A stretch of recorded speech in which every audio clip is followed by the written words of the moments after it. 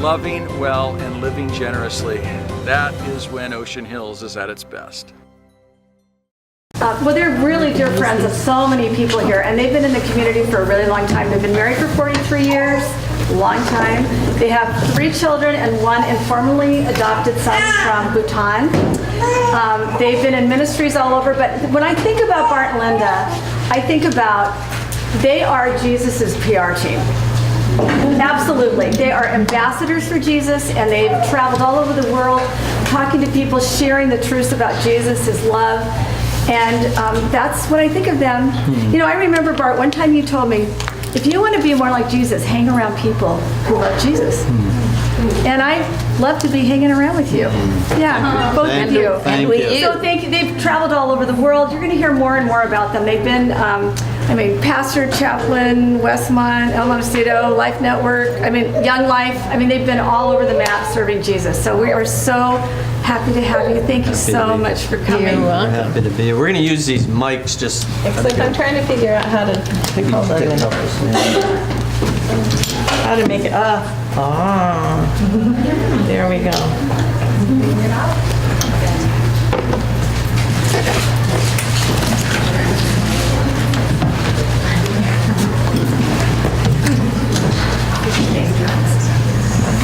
Okay.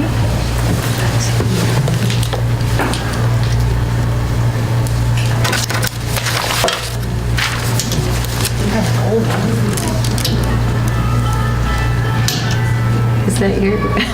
Not my That phone. sounds like my phone. Now that I know where you're That's sitting. Linda's ring, so... I know, anybody who has that ring, that That's is your my phone ring. right there, so I'm you're telling you. okay. That's Jerry's ring too. I know. My daughter-in-law has that ring, and I'm saying, I had that ring first. You can't have that ring. Is that okay? She still does, yeah. That'd be great. Hi. Hello. Hi. Are you out there? We are so happy to be here with you and talk with you about a really important topic. And Bart and I have been married 30 happy years, and that's not bad out of 44 years. And that's about right. And we are here to inspire you. Not because we have it all together, but because we have made it through to this point with God's help, and that in and of itself is inspiring. One of the things that I was thinking about, we have these little points here. Everybody got one of these? When we Everybody first- have these sheets? When we first started planning this, we kind of came up with these cute C words, commitment, communication, confession, conversion, communion within the seasons of marriage. And then we thought, we only have a half hour. That is a really long, large thing. And so we thought maybe we should have more like a conversation around these things. And Philip Yancey, we were just at a conference with Philip Yancey, and one thing he said is God, when he created us, he created the bar high. So there is all these wonderful things, good communication, commitment, all these things that we learn about, that we never can really fully do. But the bar is up here so that all of us are kind of on equal ground because none of us can make it up to that bar. And then he does another interesting thing is he makes the bar here so low that anybody can come and anyone can participate in the kingdom of God. And so we've got this wonderful in-between that we are all in our journey. And that's inspiring, actually. One of the things I was thinking about when I thought of all these topics, when we were talking about these topics. She actually thought of them all, so just all glory to you. Yeah. She's my depth. Is that You know, if you wanted to be a surgeon, there's one thing reading the textbook, and it's totally boring to read textbooks, and you might learn techniques that you should try, and I'm not saying it's not important, but actually the textbook isn't what inspires you. It's actually going for the first time where you are watching a surgery and you see the guy, you know, cutting in, and just amazing, something happens within you that inspires you. That's what connects with you. And so we are not professional marriage people. We want to inspire you because we have had to work hard at marriage. And it's not like this textbook thing that you can just memorize commitment. You can't. It's actually a work in progress. And you are a work in progress. And when we first before we got married, went to our pastor and met with he and his wife, he said, I want to tell you 2 things to remember. First, mean what your promises. When you make your promises, there's no out clause. Not an out clause. So you just start on that premise. No out clauses. Then the second thing is go on a date every week. And so we have pretty much done that all of our life. Some dates we had to say, okay, these are the topics that we cannot discuss. These are the Finances. 35 topics that we cannot discuss Yes. tonight. So that we could enjoy each other. Oh yeah, we fought through some dates. Oh. You know, we kind of learn as we went along.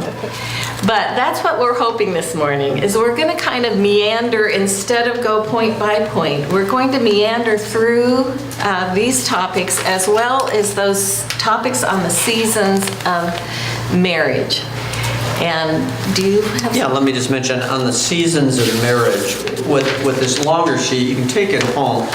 This won't fit everybody, but this is kind of our journey, the seasons we've experienced, and some of the difficulties, some of the joys, some of the learning along the way. You'll notice in season 3, if you look at just the first words, feelings, revelation, pain, practicing, dying, learning.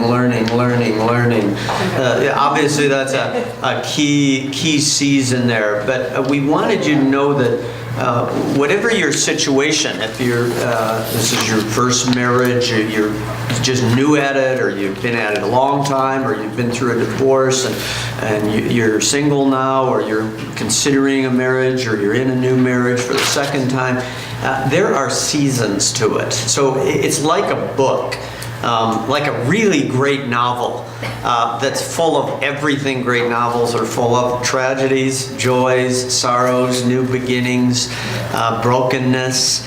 And it's a helpful image for me to think, well, what chapter are you in? Because there's a whole story being written here. We just had Thanksgiving. We had all of our kids except our adopted son with us, and all of our grandkids. And, we're sitting around, and Linda entitled this one thing, "Holy cow, am I thankful we stuck it out." That actually sums up our marriage, because I think there were times we didn't want to stick it out. Marriage is difficult for a reason. It's because you get 2 egocentric people together. It's kind of that, you've heard that thing about, I love you, you're perfect, now change, kind of thing. We get 2 egocentric people together, and they're young usually, and God is at work helping them move from egocentricity to a Christ-centricity. And that takes a lot of dying. The ego has to die off. First, a healthy ego has to be developed. And then that healthy ego it's not that it's bad, it's just that it's limited. And so it has to yield to this flow of the Spirit. So there are these seasons, there are these chapters. We're trying to get across the concept that your marriage is in process. It's not a project you work on. And when we talk about these 5 areas, it can kind of sound like a project. Here's a how-to. Linda mentioned the first one, commitment. As she mentioned, our pastor said, stay married. If you've ever heard me do a wedding, I always end it by saying, stay married. And everyone laughs. And everybody when he says laughs, that. but I'm not trying to be funny. Our pastor said it, and I didn't laugh. It scared me to death, actually. As well it should. But I really mean it because, obviously, it's so obvious. If your vow is until we are separated by death, for better, for worse, for richer, for poor, in sickness and in health. I mean, those are huge.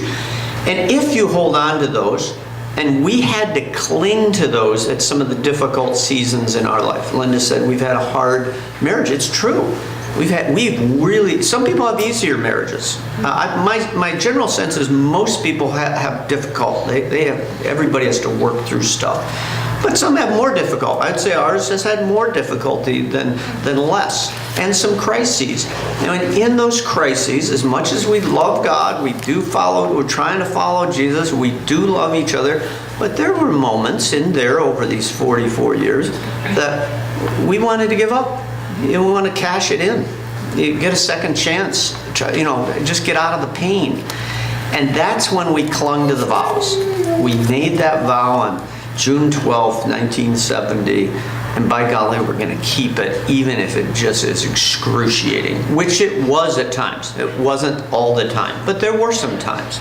So actually, I hope that's encouraging to you, because we can tell you how wonderful marriage is. And frankly, right now, if you look at season 4 there, it actually really is good right now for us. I mean, but it took a lot of hard work, and I'm not saying it won't get hard again. I don't know the next chapter. I know the one we're in right now.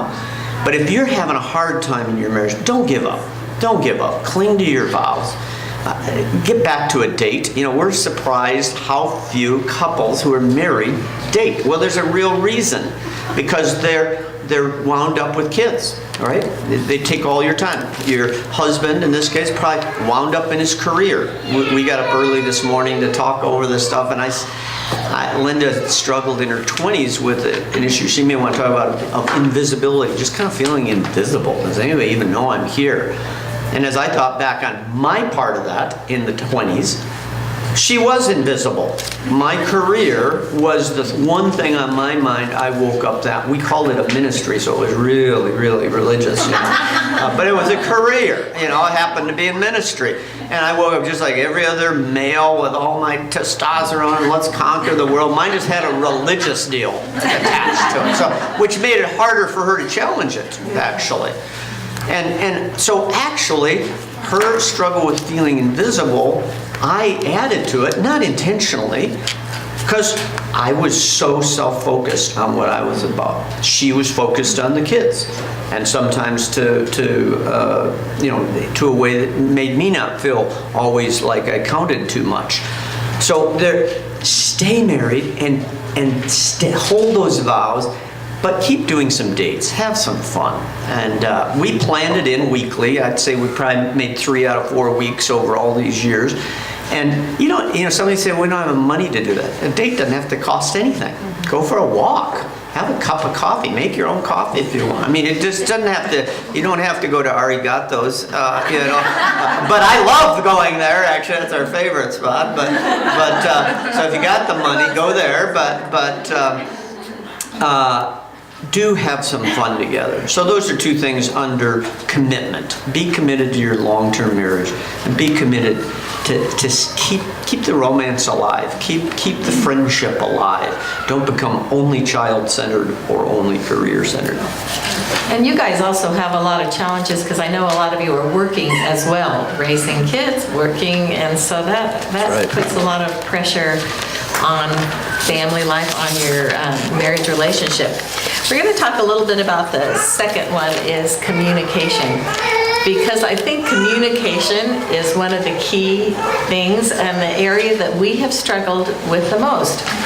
And I think because not that you could picture this in us, but we are both fairly stubborn people, Bart and I. She is. And so when we get sideways, there is a tendency to do that. Well, I think I'm right and you're wrong, and I think I'm right and you're wrong, and we just And one thing that we have discovered, and maybe this is not new to you, but it was helpful to us, is a lot of times the problem becomes in between us. So, I'm going, no, this, and he goes, no, this is what I think, or whatever. And if we take the problem and come alongside and put it out there, there's a huge difference, because then we're going, okay, this is what I think, this is what you think, and then you begin to go, well, how do we compromise? How do we make this work for both of us? And we did that on vacation this summer. We don't actually have to share that, do we? We usually go to a place in Colorado on vacation called Wilderness Ranch, and we're in cabins, and we've done this for 38 years with another family. Well, this year Wilderness Ranch was being evacuated because of the fires in Colorado. So we ended up going, what are we going to do? Because we couldn't find any place to stay. So we go with this other couple, and we go up to the Grand Tetons, and we didn't have a trailer. They're in a nice RV. They have an RV, but We're we in a tent. bought a tent. Bad idea. Bad idea. And then there are bears up there, so you have to put everything in the bear box and out of the bear box and in the bear box. Out of the bear And box. we were not, let's just say we were not having fun. No. And so Bart was kind of discovering, he went and found out that they had cabins around there, in the area that we could use. But so he said, come see. So I get Wait, there. I want to add, so I'm feeling like really the great husband here. I've searched out an answer to this terrible problem. We're having a horrible vacation. So I've gone out, I found a solution that'll get us in a cabin. Okay. So I'm assuming she's gonna love this. So we go there, and first of all, the cabins don't have kitchens. Details. So that's one thing. So we're like, okay, how do we fit this? So that means we need to go back to the campsite that our friends are at and do all of our cooking and eating over there, and then spend the night there. Then I found out that, well, actually this cabin is available for 2 days, but then you have to go back to your campsite for a day, and then you Minor can get problem. in this cabin for 2 days, but then you have to switch to that cabin after that. And I just started crying. She's Like, we're I standing don't wanna there do in front of that. the reception area, the little people at the state park, they're there, and she just starts crying. And I go, I want to do that on my vacation. I don't think we're gonna take the cabins. Is there a hotel? I know. No, there wasn't. I had researched everything. We couldn't find anything. So then we had to sit down and go, okay, what are you missing on this vacation? What am I missing on this vacation? And how can we make this happen? And so we came up with the result, but the problem was here instead of in between us, is that we knew we had needs for rest, restoration, and this was not our ideal, but how were we gonna make it work so that it would be refreshing for both of us? And I think things that complicate, this is a good example though. So where your spouse is trying to do something to help, like I actually was trying to help, I did really come up with a lousy solution as I look back on it, but it seemed like the only one I could come up with. So when she wept and went back to the car, my response was, I was angry. My heart wasn't softened. I wasn't going, oh, my poor wife is crying. I was angry that she didn't appreciate all this hard work I'd done. And so, very immature response on my part. And it took us a while to get past that and to where we could hear one another. So this is the communication part. So we were stuck in our own little worlds. Neither of us were trying to be bad. And we couldn't hear one another. Finally, we did. Finally, we broke through. I don't know why that happens at certain times. You've got to break through to be able to hear what the other person's needs are, their feelings and their needs. I would say in general, men need to learn how to listen to their wives' feelings. Men are just terrible at this. We've been trained not to do it. My personal theory is that for thousands of years, men have been trained to kill other human beings. And so we're trained to not feel. We are trained to compartmentalize. Every message boys tend to get from other males is, watch the football games. They've got concussions. They're wobbling off the field and they want to go back in. That's nutty. because they are so divorced from their, men tend to be that way. So men need to learn to listen to your feelings. I don't have to tell you that. Women, on the other hand, need to listen to what a man's heart is when he's trying, however poorly, to fix the situation, because that's what we're trained to do, to show love. It's not very, I understand it doesn't work real well and all that, although there are moments when it's really helpful. So to see through the lousy idea, let's change cabins 5 times and have no kitchen, to, isn't it sweet that you tried to come up with a solution as dumb as it was, you know, kind of. I know what you were trying to do, Bart, and we broke through to that. So listening into the other person's heart. I'll say one other thing on communication, or actually let's move to the next one, confession. We don't want you to scare you away with this one. This doesn't mean you know, tell every thought you ever had or every, you know, sin you ever did or what. No, confession, we learned this, and we're still growing in this one. From some friends of ours, a couple who are Guatemalans. Some of you have heard me tell this story. And they are about 10 years older than we are. They're covenant partners with us in ministry. They live in Guatemala. We partner with them in a lot of different things. And they have a wonderful marriage. I mean, it's just, we're just stunned by it all the time. It's not perfect, but we're stunned by it. And we asked them one time, what's your secret? And I just thought they'd say, well, there's no secret. Jesus is our secret, or, you know, something like that. Which really helps. You know, and they looked at each other and kind of like, well, do you want to tell them? You know, and well, no, you. And then we're sitting there going, oh, they actually do have a secret. Wow, get out the notebooks, you know. And so they shared that for their, I don't know, probably at that point they'd been married about the same length of time we have, but they're another 10 years ahead. They said they would pray quietly at night, each one of them, and take stock of their day and run through the day and ask themselves, where was I unloving to my spouse? Or where was there something I should have done that I didn't do? And they would just take stock just of their own stuff, not of their spouse's thing. That's a very important point. And then they would confess it to the other person after prayer. That's what we're all like. And they would hold hands, you know, like this. And Solomon is the man's name. He said, you take her hand like this, you put your thumb in the middle like this, and you rub her hand as you're confessing. And I'm thinking, this is getting weird. And he said, and then he's been medically trained. He says, you can't stay emotionally angry and touch. It doesn't work, and you'll probably notice that when you're in a fight with your husband, and you know, The divide between that big the chasm bed. in your bed that happens, you know, and you don't even want to touch toes, you know, because you're mad, you know. And so somehow touch is God created it, and there's physiological reasons and neurochemical reasons that it works. So he said, you hold their hand, and then you confess, and then you say, will you forgive? I'm sorry. Will you forgive me? And the other person has said, I forgive you. So it's literally verbal, and it keeps short accounts. You might have to confess the same. I find there's patterns for me. And we don't do this every night like they do. But when we do, it's very powerful, and it's keeping short accounts.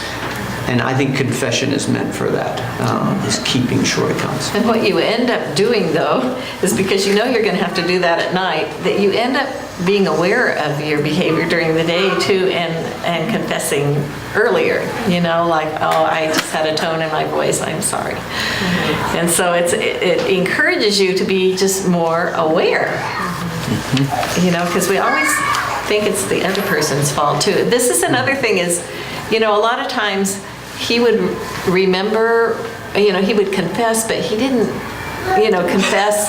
I didn't get it right. What I thought he should confess, right?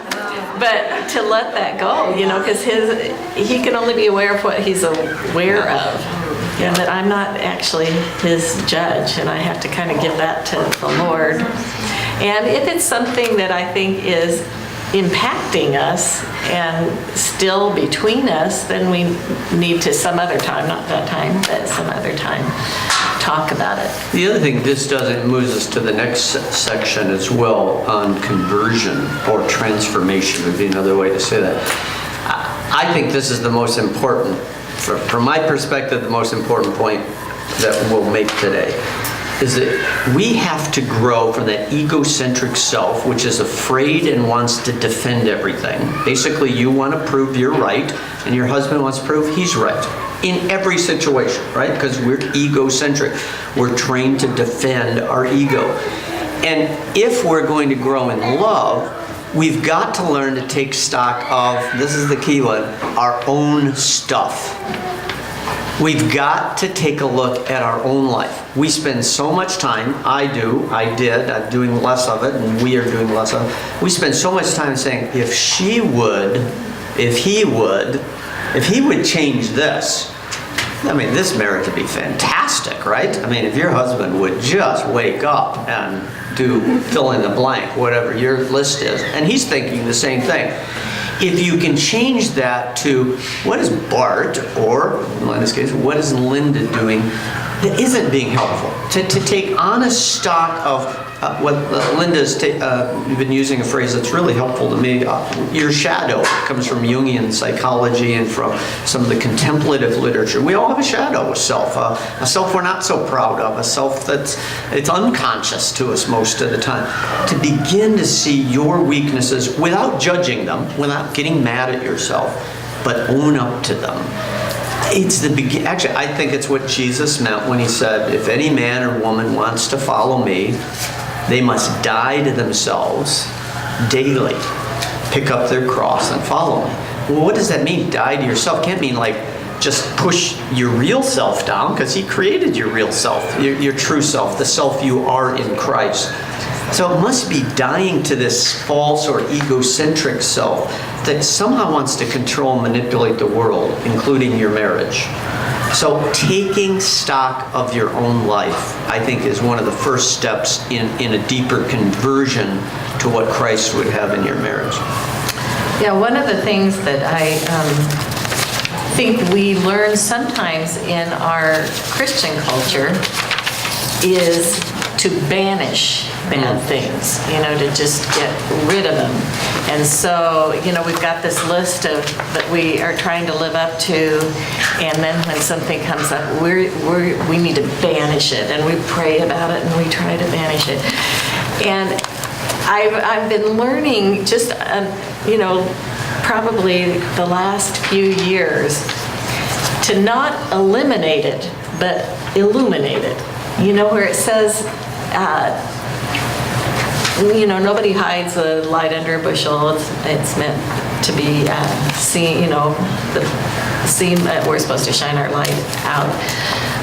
And it says something strange. It says, be careful how you listen in that passage. And I thought, what does that have to do with the light? The light shining out of us. Why is it connected with not hiding your light under a bushel? But I think it has something, I think I'm realizing that when I see something in myself, like usually this shadow kind of stays underneath until all of a sudden something happens, and then you yell or you do something, and then you're kind of like, whoa, where did that come from? Why did I do that? But usually we're going, bad shadow, bad, this is not good. Instead of, within us is the Holy Spirit. And some have called it the inner witness. So this Spirit is praying for us, in agonizing longings. It is our light within. And so if we allow that Spirit within to just look with compassion at what we just did, and look with curiosity. So instead of the banishment, which never works, I've tried to banish so many things. I have a list of Linda's 101 Commandments, and a second volume, Linda's self-help book, that I've tried to manage my life that way. But now I'm beginning to go, no, let me just look at that. Okay, wow, why did I react to Bart that way? And then it's just been amazing, because sometimes I can have this, like we said, invisibility thing, because in my family of origin, it was so chaotic that I kind of just became invisible so that I could just keep the peace.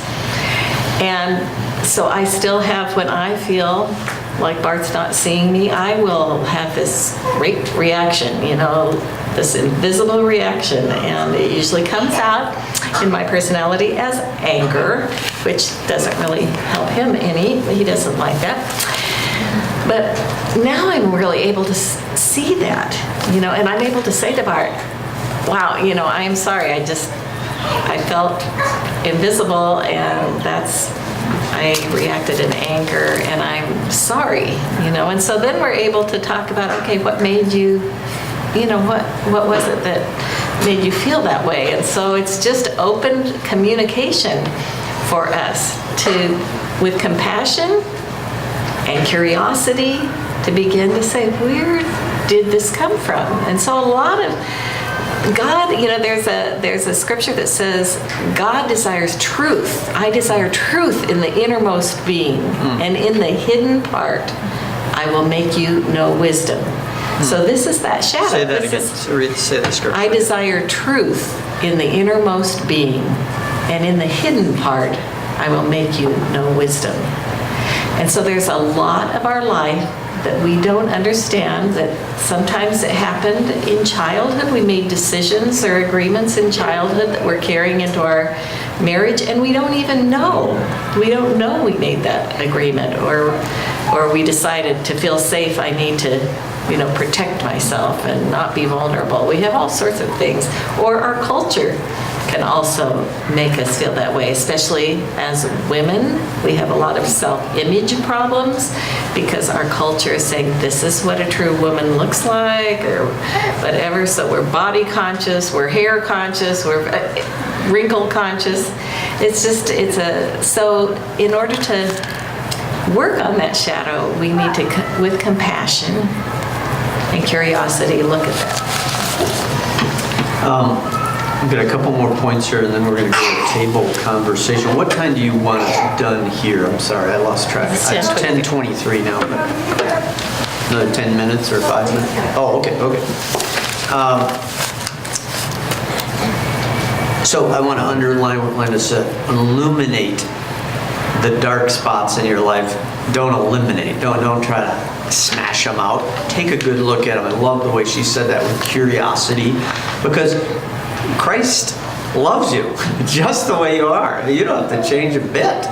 He loves you. It doesn't matter in one sense, but he loves you so much, he wants you to see that shadow side. He wants you to be liberated from parts of it as your life goes on, so that you're freer to love.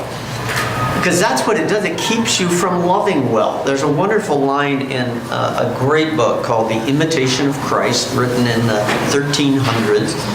And the guy says, this one sentence, he says, oh, that we might live one day really well. What an interesting thought.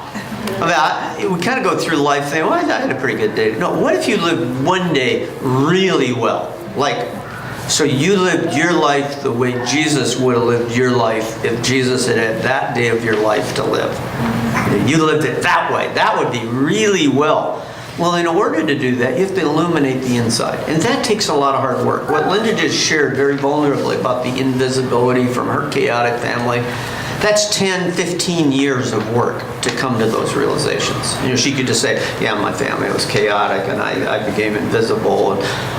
Well, that just didn't pop into her mind one day. That took counseling, that took prayer, that took reading, that took us battling some stuff out, and equal stuff on my side. So taking a good hard look at yourself, not to condemn yourself, but to see yourself as you are, with compassion, Then there's this conversion. I want to use a phrase here from an author I've been reading lately called sustained receptivity. See, the only thing that's going to make your marriage better, and so that the novel ends well, and your character has developed into a really wonderful human being, is the power of God in your own life. The one thing you have to offer your spouse is a deepened you, a more true you. And that happens only through, it doesn't happen through willpower. I don't know if you've noticed that yet. Willpower is a pretty weak vessel.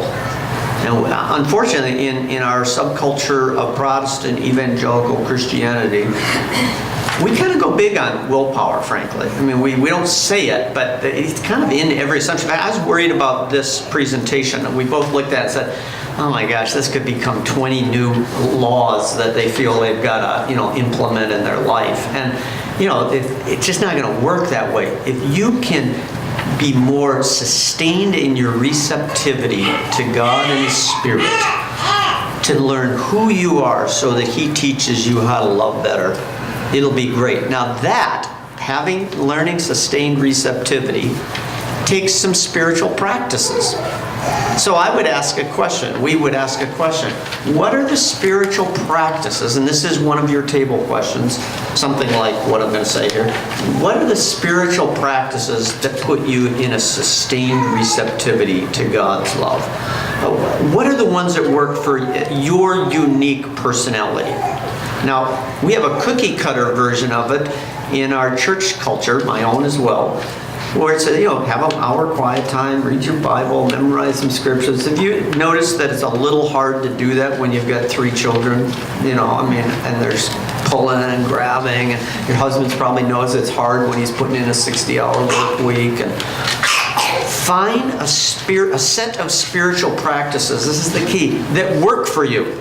So it might be 2 minutes while you're doing the dishes. Linda has, for example, a rock on the window right in front of where we do the dishes, and she painted very artistically on this rock, and it just says be, B-E, as opposed to do, all this stuff. Just relax and be.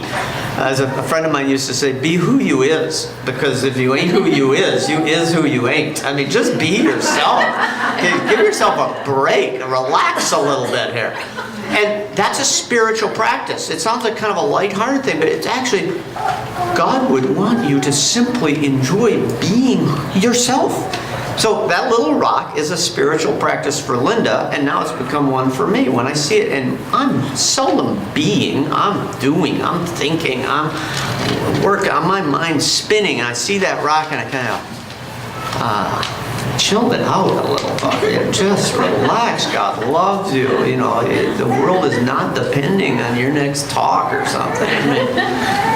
That's what spiritual practice that works. Another one for me, you won't be able to do this usually with little kids as well, different seasons of life, but for me right now, hiking is a spiritual experience for me when I turn off the phone most of the time. And boy, that's a hard one to do, And in nature, I'm able to be much more sustained in my receptivity to Christ. That's working for me. That might not work for you. Linda spends much time reading, but we're in a season of life where we're empty nesters, so that's much easier to do. Find spiritual practices that work to keep you in a sustained receptivity to know how loved you are. So then when you look at this shadow, it's not about condemning yourself. It's about going, I'm invisible. Or my shadow, one of the many parts of my shadow was I just want everybody to love me and adore me all the time. I mean, it's really a fairly simple request, just a constant and exaggerated sense of my own importance, just all the time. And that was my shadow, because I came from a not so chaotic family, who wrongly taught me you can do anything you set your mind to. That's nonsense. I can't be a brain surgeon. You don't want me operating on your brain. I can set my mind to it for a long. Now there's some things I do really well, and there's other things I do okay. But I had this sense of, I should do everything perfectly. Well, I had to say, that's kind of a shadow. Because when I don't do it perfectly, or she points out that I didn't do it perfectly, I get angry. Wow, where's that coming from? Well, for years, I said it came from her. If she hadn't pointed it out, I wouldn't have gotten angry. And she's so picky. She's picking on me. Then I grew past that, hopefully. And most of the time, I think now, to say, wow, where's that coming from in you, Bart? But not with condemnation toward myself. That's a really key issue. So this middle section we're talking about is about spiritual practices that help you become, and if you more the person you want to be. If you look at season 3, I think it kind of outlines our journey in that season. I Yeah, wanted please. to say one Sorry, thing. Linda. I had an epiphany one time because I'm such a rule-oriented person and do it right and black and white, and that did come from I love my mother, but she did raise me that way, good, bad, good and bad, black and white, right, wrong, shame on you, why would you, how could you? So I had this just measuring up thing that was going on, and trying to be the perfect wife, trying to be the perfect friend. The list went on, and trying to be the perfect Christian, and this is what they said, and this is what I'm going to try to do. And I never really knew myself spiritually. And one day I thought, what if, how we have all unique thumbprints, and how amazing is that we are all unique physically and no one is the same, but yet sometimes in our spiritual lives, we can get cookie cutter, that everybody should look like this. And I started thinking, okay, what if we're unique spiritually, just like we're unique physically? And that sort of stirred around, because I used to try to have a quiet time by, starting at Matthew 1 and reading through the whole gospel. That doesn't work for me. And I would get bored, and I'm a kind of an active person, and I'm like, blah, blah, blah. Okay. Honey, that's supposed to blah, blah, blah. About the Holy scripture, I'm sorry. scriptures, okay? Is this being recorded? I didn't mean blah, blah, blah. Exactly. Kind of meant blah, blah, blah. But all of a sudden I realized, okay, what do I connect with? I connect with topics. So I began to think of things I would struggle with, like fear. And then I would do this just barrage of looking up every scripture that has to do with fear, which led me to think of every scripture that has to do with trust. And so that's the way my mind thinks. It took me forever to realize that. And my whole life came alive when I started doing that. And what was happening is I was soaking myself in meditating without knowing on certain themes that were really helping me and growing me. And so that was one thing. This is another thing I thought of is, okay, God would want nothing more than for me to be free in my spirituality. So why not try different things, and see if they work. And if they don't work for me, I can laugh, and God and I can laugh together and go, okay, that didn't work. So I just stopped saying, this is bad, I just started just exploring. Like the rock idea, just having that rock that says, be, just that I'm present in the moment. I can be right where I am. And so that's been a spiritual discipline. One thing I think is good in terms of discovering this side of you that is unique is pay attention and be alert to where you feel God, where you feel comforted, or even where you feel discomforted. Sometimes God uses things that we are not comforted by to teach us something. But I just begin to pay attention, okay, when do I feel God? When do I see God? And so it might be on a walk. You might be able to take a 10-minute walk, and for you, wow, this is all of a sudden you are able to let go, you're able to hear, you're present, you're refreshed when you go back, to your house. And it can be done, but to begin to take the boundaries off of yourself and just discover things. One friend of mine who has 2 active children decided that in the morning she would light a candle in her kitchen where all that activity was going. And when she looked at it, it just remembered God is here in this day, in this moment, with these kids, with the mess in the kitchen, that God is present with me. So we make it complicated, but it doesn't, there are really some simple things that you can do that refresh you and that build you up spiritually and also give you rest, which you need. And so that's what I do. Okay, we'll go to the last point, which is communion. And obviously you experience all these different elements throughout your marriage. Our experience is at this season of our marriage, we're experiencing this one way more deeply than ever before. When I was in my early 30s, we've been married about 10 years, we were going through the most difficult time in our marriage, or I would say probably one of the most difficult.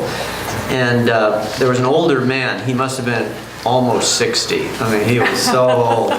And he was the president of Denver Seminary at the time. His name is Vernon Grounds. This is sweet old saint. And he was talking about his marriage, which was probably about the same length of time Linda and I have been married now. And he said, you know, at the beginning of marriage, it's like a bonfire. And I mean, it's hot, and it sends out lots of light, and man, you gotta kind of stand away from it, it's so hot.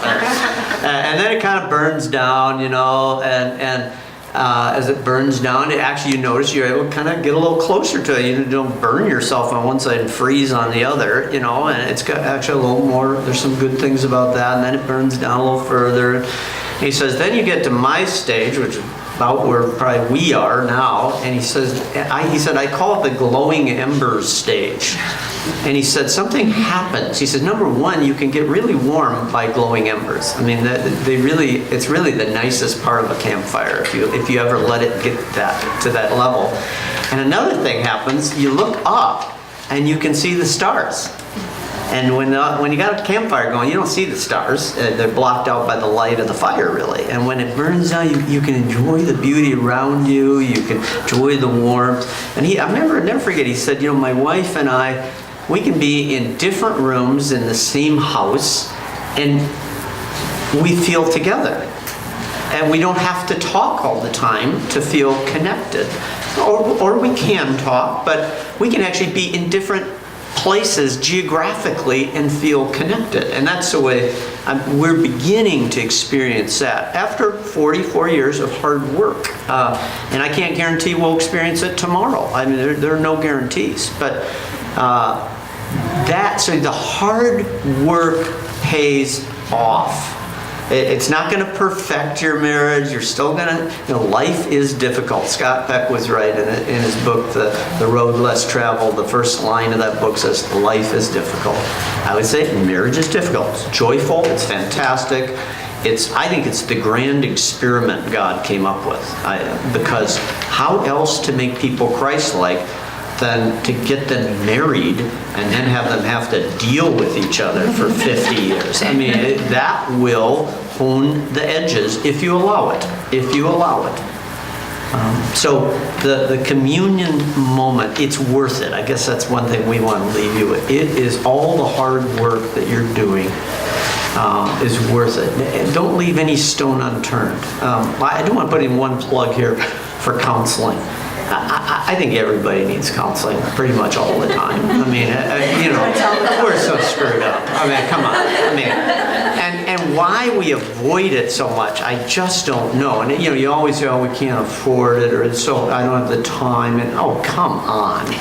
Our jacuzzi went out, and I made sure it got fixed. I mean, I paid $1,000 that way I'd come out and fix it and do all kinds of stuff. This is your marriage. I mean, you can't afford a counselor? Well, then get a free one at the county, or, go see one of your pastors or something. But it is worth it. Or if your husband, sometimes people say, well, my husband won't go, then you go. Because that happened with us. For his family, who would never went to counseling or anything, I mean, he had a very strong, we shouldn't need anybody to help us. Well, we've got Jesus. We don't need counselors, right? I mean, come on.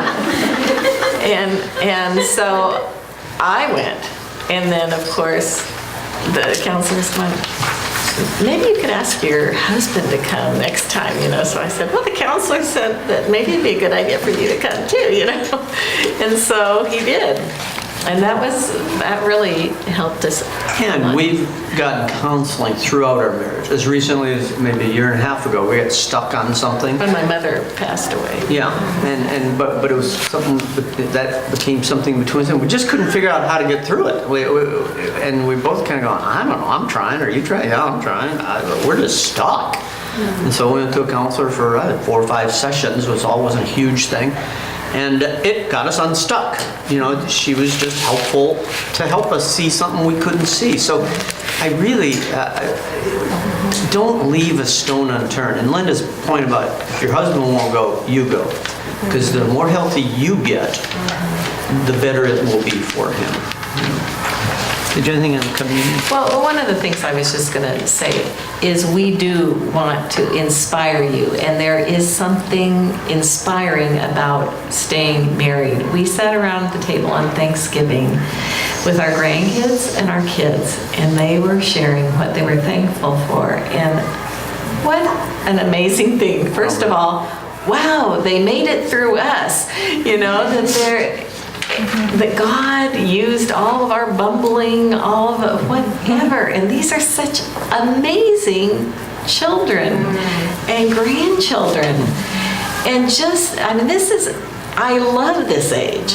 And when anybody tells you, oh, old age is for the birds, they are not right.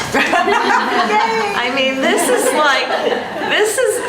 is the happiest time in my life. I mean, I love children. I love having children, but this is an amazing kind of sit back and, you know, when God created the world and then he sat back and he said, wow, this is good. You know, he appreciated his own work. But that's what it is like, all the work that we put into this is so paying off. It just is amazing and brings us closer to God all the time because we know it's grace, mercy, love. And God, I love this one. I wanted to share this a little earlier, but in 1 John, I think it's 4, it says, even if our hearts condemn us, he does not condemn us because he's greater than our hearts. And so a lot of times as women especially, I think we have a lot of self-condemnation and I have clung to that verse. He's greater than our hearts, so he does not condemn us. So we want to inspire you. Yeah. Just stick with So it. go, girls. Go. So do we want to break in a table talk here? I think. You want to do the table talk or any questions? Or? Would you guys rather spend the time? Because very questions. We can take some questions Yeah. if you want, but. We just have 15 minutes, so if anyone has something on their heart, if they wanted to ask. Let's do this. Okay, let's go to our tables. Thanks, you guys. Thank Great to be with you.